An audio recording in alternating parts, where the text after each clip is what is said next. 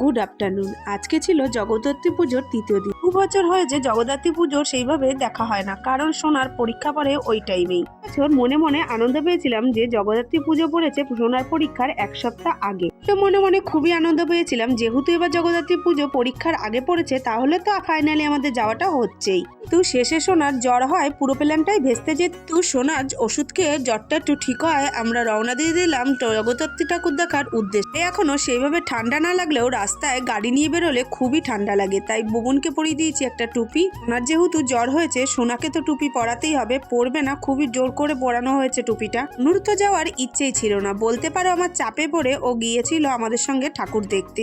ইচ্ছে না থাকলেও আমার কিন্তু খুব ইচ্ছে ছিল জগদ্ধাত্রী ঠাকুর দেখতে যাওয়ার জন্য।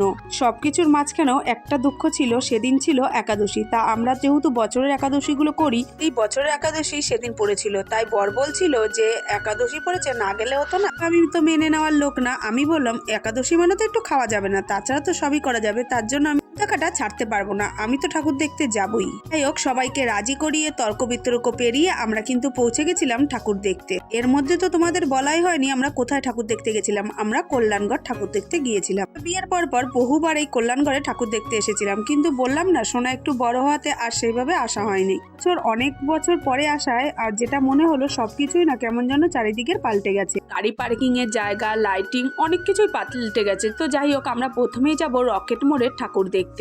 আমরা যখন রওনা দিয়েছিলাম প্রায় রাত 9টা, তখনও লোকের পরিমাণ অনেকে ছিল, কিন্তু আরো রাত হওয়াতে লোকের পরিমাণ যেন আরোই বার। আমরা যখন বাড়ির দিকে রওনা দিয়েছিলাম তখন তো ভিড় ঠেলে ঢোকা যাচ্ছিল না ভেতরের দিকে। আমরা সেইভাবে ঠাকুর দেখতে পারিনি, হাতে গুনে 3টে ঠাকুর দেখেছিলাম। সোনার জ্বরটা না আবার বেড়েছিল, তাই আমরা বাড়িতে চলে এসেছিলাম 3টে ঠাকুর দেখে। আমরা না সোনার জ্বর হয় ভেবেছিলাম না ঠাকুর দেখতে যাব না, কিন্তু সোনা যেহেতু অনেক ছোটবেলায় এই কল্যাণগড় ঠাকুর দেখতে গেছিল, সেইভাবে কিছুই মনে নেই, ওর জন্য ও আরো বেশি জোর করছিল যাওয়ার জন্য, তাই একটু জ্বর কমায় আমরা গিয়েছিলাম ঠাকুর দেখতে। বাঙালিদের বলে না 12 মাসে 13 পার্বণ লেগেই থাকে, তাই আমাদেরও দেখো পুজো শেষ হওয়ার নাম নেই। একটা পুজো শেষ হয় তো আর একটা পুজো চলে আসে। আমরা এখানে দাঁড়িয়ে কয়েকটা ছবি তুলে নিলাম, আর এই প্যান্ডেলের পাশেই হচ্ছিল ফাংশন।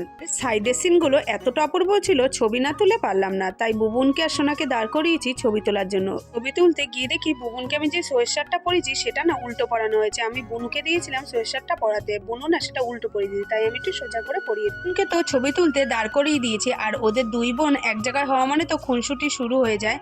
কথা তো অনেক হলো, এবার তোমাদের মায়ের রূপটা একটু দেখাই। এই মায়ের রূপটা আমার পুরো অন্যরকম লেগেছিল, কি অপূর্ব লাগছে না মায়ের রূপটা দেখতে, পুরো অন্যরকম। পরের এই ঝাড়বর্তিটা দেখো, পুরো দেখার মতো। আমরা চলে গিয়েছিলাম দ্বিতীয় প্যান্ডেল দেখতে। এই প্যান্ডেলটা দেখো ওপেনের মধ্যে হয়েছে, কোনো লাইন ছিল না, যে যার মতো ঢোকো যে যার মতো বেরো।